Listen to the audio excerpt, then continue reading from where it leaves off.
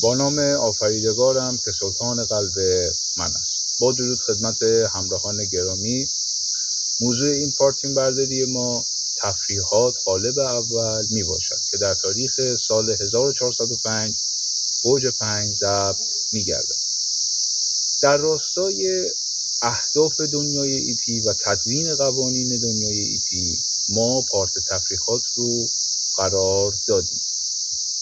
پارت تفریحات بیشتر مخاطبینش هم نسل‌ها و همقرنی‌های ما هستند که بهترین لحظات و رویدادهای زندگی و مطالب آموزنده رو با همدیگه به اشتراک می‌گذاریم.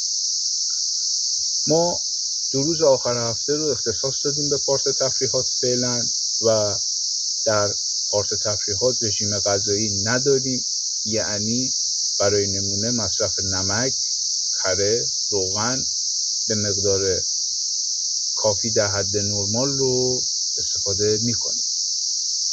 پارت تفریحات شامل پارت‌های درونی باستانشناسی، طبیعت‌گردی، ماهیگیری، قایق سواری و غیره میباشد که در ادامه بهتر آشنا میشد.